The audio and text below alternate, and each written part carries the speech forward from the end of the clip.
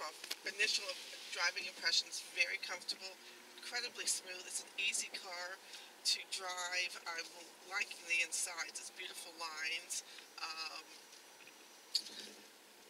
And this is in the technology category, so we need to sort of do some of this, all these gadgets that Mazda has put on there, which seem very easy and enhances the ride and safety.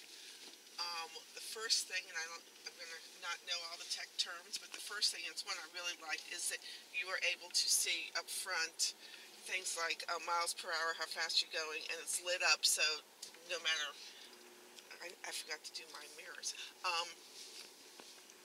no matter if it's sunny or night, you'll be able to see it, and I much prefer that vision than having to look down or looking at the other screen. So what's that called? Heads-up display. Heads-up display. I like that a lot. We also learned that they have, what is the braking? The IE loop is the regenerative braking system. When you take your foot off of the gas pedal, right, yes. it fills the capacitor and then uses less fuel when you put your foot back on the gas pedal. Gives you 2 extra miles per gallon. But even with gas being cheaper, every cent counts, at least in my household. This is a wonderful car. I'm very comfortable driving it, and my preference is a sedan.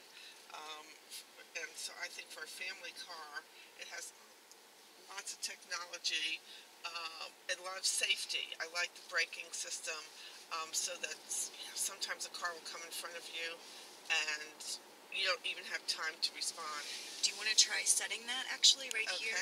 Yes. Since you have a car in front of you, you would hit. Okay, let's speed up. Let's see. We have to have the cruise control on. Okay, so we're putting cruise control on. And I believe that has set it. Okay, cool. So speed up.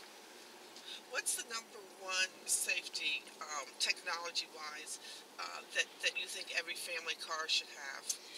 Well, can I go to 2 things? I Sure. like the backup camera. I think used to be only on big SUVs, and it's really come down in the market to all of the different cars. And I think that is super helpful when you're backing up to have that extra safety and eyes in the back of the car to tell you. And then also the blind spot monitoring system. When a car comes on the side, a light will illuminate, and then if you engage your turn signal while it's illuminated, it'll beep at you very softly so that you can be alerted that there is a vehicle over to your side. The older I get, the more important that is to me. And I live downtown, so when I'm on the highway getting on and off, it's very congested roads with lots of cars going in and out and exiting on, and that is my absolute favorite safety feature. If I were to buy a car, that to me would be mandatory. I mean, just cannot deal with it. It used to be your kid would be the one who's going, okay, you can get over, but you can't always count on a kid to be in the car. At a Mazda dealership, what would be the best things about, what would be the selling point? I mean, this car is driving these curves perfectly. Well, what's fun about the Mazda, and specifically the Mazda6, is that it can be very fun to drive. You can drive it in a more fuel-efficient mode, or you can put it into the sport mode. Let's do sport mode. Okay. Here. Let me see if I can tell the difference. Does that feel like it? Should be in sport mode now. Okay. You can also change it to manual mode so that you can use the paddle shifters if you prefer driving with the manual, or like getting that taste. Right. Oh yeah, I remember this curve. It was This is a great and twisty road to have some fun on. Yeah, this is perfect. Whee! And then you put some gas to it to check the torque. Okay, here we go. Yeah, I am a breaker. I apologize. this is a very fun, easy ride. I mean, I could see this as a car where you would be able to not get into all of this. The designers did a really nice job bringing a more premium feel to the interior of the cabin with more leather appointments, the stitching. Yes. And the price tag surprised me. You're absolutely right. It's what, 27, was it? It starts at 21.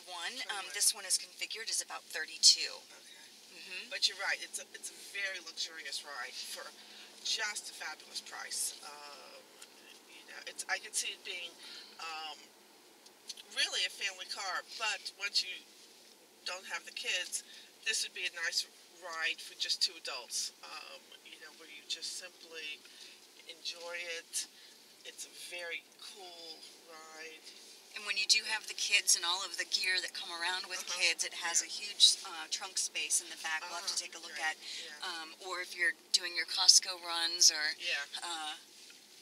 different trips to the hardware store, it has the 60-40 split where the back seat comes down, so you can put quite a bit of storage in the back. Cool.